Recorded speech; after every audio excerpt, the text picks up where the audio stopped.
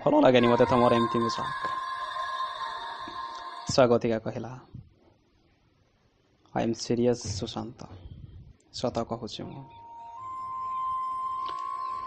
ଭୁଲି ଯାଅ ମୋତେ, କାରଣ ଆମ ପ୍ରେମକୁ ମୋ ପରିବାର, ଏ ସମାଜ, ଏ ଦୁନିଆ କେହି ବି ଗ୍ରହଣ କରିବେନି।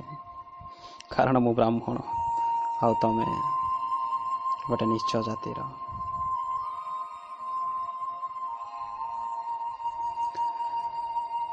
ବୁଝିପାରିଲିନି କ'ଣ ପ୍ରତି ଉତ୍ତର ଦେବି ସ୍ୱାଗତିକାକୁ। ମୁଁ କହିଲି, ଥାଉ ସ୍ୱାଗତିକା ଥାଉ। ଏହି କଥାଟା ଯଦି ତମେ ଆଗରୁ ଥରେ ଚିନ୍ତା କରିଥାନ୍ତ, ତେବେ ଆଜି ଏ ସୁଶାନ୍ତର ସ୍ୱପ୍ନ ଗୁଡ଼ାକ ଭାଙ୍ଗିରୁ ଯେ ଚୁରମାର ହେଇନଥାନ୍ତା। ମୁଁ ମାନୁଛି ସ୍ୱାଗତିକା, ମୁଁ ମାନୁଛି ମୁଁ ଗୋଟେ ନୀଚ ଜାତିର ମଣିଷ। ତେବେ କ'ଣ ମୋ ରକ୍ତର ରଙ୍ଗ ଲାଲ ନୁହେଁ?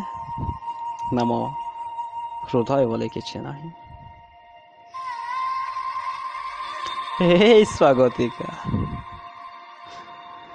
ହ୍ୟାଲୋ, ସାଗର କ'ଣ କେବେ ନଦୀକୁ ପଚାରେ, ଏ ନଦୀ ତୋର ଜାତି କ'ଣ? ଫୁଲ କ'ଣ କେବେ ପ୍ରଜାପତିକୁ ପଚାରେ, ଆରେ ଏ ପ୍ରଜାପତି ତୋର ଗୋତ୍ର କ'ଣ? ତେବେ ତୁମେ କାହିଁକି ମୋତେ ପଚାରୁଛ ସ୍ୱାଗତିକା?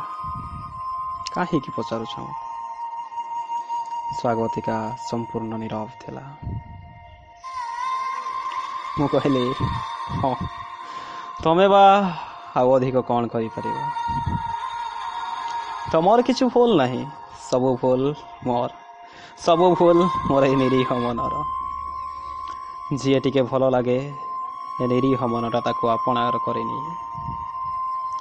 ସତ କହୁଛି ସ୍ୱାଗତିକା, ଆଜିଠୁ ଏ ନିରୀହ ମନଟା ମରିଗଲା। ହଁ, ମରିଗଲା। ତୁମେ ବ୍ୟସ୍ତ ହୁଅନି ଜମା ସ୍ୱାଗତିକା, ମୁଁ ବୁଝେଇ ଦେବି ନିଜକୁ। ଭାବିବି ଜୀବନ ଚଲା ପଥରେ ଦେଖା ହେଇଥିଲା ଏକ ଅଜଣା ପଥିକ ସହିତ।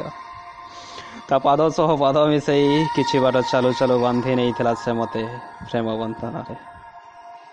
ଆଉ ଗୋଟେ ଅଦିନିଆ ଝଡ଼ରେ ତସ୍ତ ହେଇଗଲା ମୋ ସ୍ୱପ୍ନ, ଆଉ ମୋ ଜୀବନ ଛନ୍ଦିଗଲା ଗୋଟେ ମାୟା ଜାଲରେ। ଠିକ୍ ଅଛି ସ୍ୱାଗତିକା, ଏ ସୁଶାନ୍ତ ତମକୁ କଥା ଦେଇଛି ଯେତେବେଳେ, କଥା ତ ନିଶ୍ଚୟ ରଖିବ। ଚାଲିଯିବି ତମ ଜୀବନରୁ। ତମ ଖୁସି ପାଇଁ ହସି ହସି ପିଇଯିବି ସବୁ ଲୁହକୁ, ପିଇଯିବି ସବୁ ଲୁହକୁ।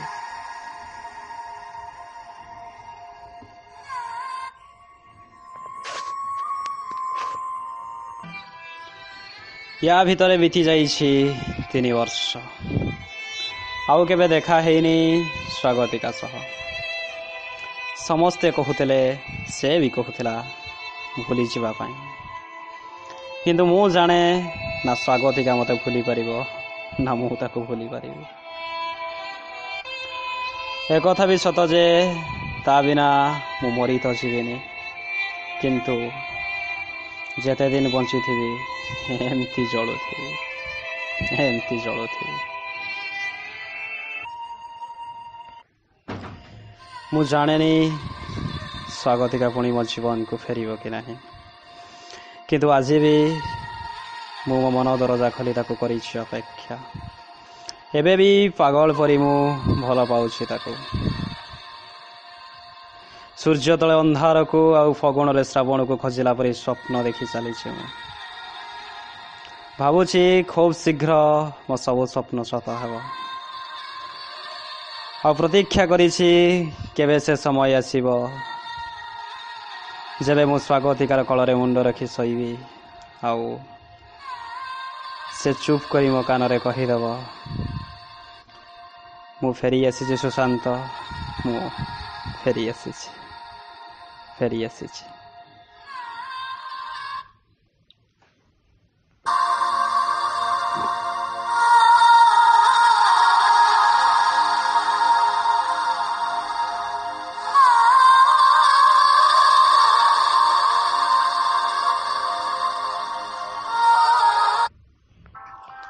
हाँ श्रोता बंधु आपण मैंने शुणिले लव स्टोरी प्रतीक्षा।